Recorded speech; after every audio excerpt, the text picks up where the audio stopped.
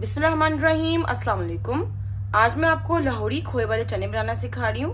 बहुत ही आसान और बहुत मजेदार किस्म की रेसिपी है और बहुत जल्दी रेडी हो जाती है।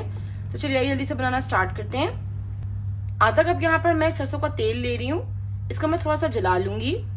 सरसों के तेल को जलाने के बाद मैंने इसको थोड़ा ठंडा कर लिया है ताकि जो ऑयल का टेम्परेचर है नॉर्मल हो जाए। अब इसके अंदर 2 चाय की चम्मच मैं कुटी हुई लाल मिर्च डाल रही हूँ। आग मैंने बिल्कुल हल्की कर दी है और इसको तकरीबन 1 से 2 मिनट मैं थोड़ा सा पानी डालकर इसको मैं कुक कर लूंगी। पानी डालने से ये होगा कि ये जो मिर्ची हैं वो जलेंगी नहीं, लेकिन इस मिर्चों की बहुत ही अच्छी खुशबू चनों में आएगी। तकरीबन 3 मिनट मैंने इसको भून लिया है ऑयल में। अब आग इसकी मैंने बंद कर दी है। 1 दालचीनी, 2 बादियान फूल और 2 बड़ी इलायची ये शामिल कर रही हूँ। इसमें मैं 8 छोटी इलायचियां लेकर उसके दाने निकालकर मैंने उसको ये कूट लिया है, ये शामिल कर रही हूँ। 1/8 चाय का चम्मच जायफल पाउडर, 1/8 चाय का चम्मच जावित्री पाउडर डाल रही हूँ। 1 चाय का चम्मच हिमालयन नमक, 1 चाय का चम्मच काली मिर्च पाउडर, आधा चाय का चम्मच हल्दी पाउडर, 1 चाय का चम्मच कुटा हुआ जीरा, 1 चाय का चम्मच कुटा हुआ सूखा धनिया, 1 चाय का चम्मच गरम मसाला पाउडर। ये सब डाल के अब मैं इसकी आग खोल रही हूँ। अब इन तमाम मसालों को मैं हल्की आग पर 1 मिनट फ्राई कर लूंगी। 1 खाने का चम्मच मैंने इसके अंदर अदरक लहसुन का पेस्ट डाल दिया और 1 खाने का चम्मच मैंने इसके अंदर सब्ज मिर्च का पेस्ट डाल दिया। इसको अच्छी तरीके से मिक्स कर लूंगी।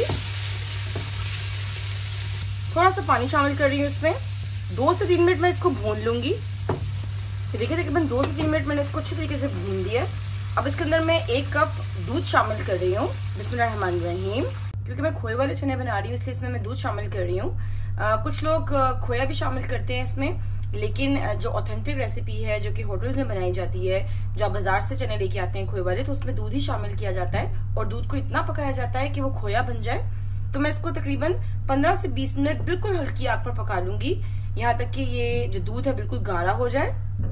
ये देखिए 20 मिनट मैंने इसको हल्की आग पर कुक कर लिया है और ये देखें ये दूध जो है वो थिक हो गया है। अब इसके अंदर मैं 1 कप और दूध शामिल करूंगी और इसको दोबारा से 20 मिनट तक बिल्कुल हल्की आग पर कुक कर लूंगी, यहाँ तक कि जो ऑयल है वो भी ऊपर आ जाए। तो फिर मैं आपको दिखाती हूँ। 25 मिनट मैंने इसको हल्की आग पर कुक कर लिया है। ये देखिए ऑयल भी ऊपर आ गया है, मसाला भी अच्छी तरीके से भुन गया है और जो ये दूध है ये भी खोए की तरह हो गया है। तो अब इसके अंदर मैं चने शामिल करूंगी।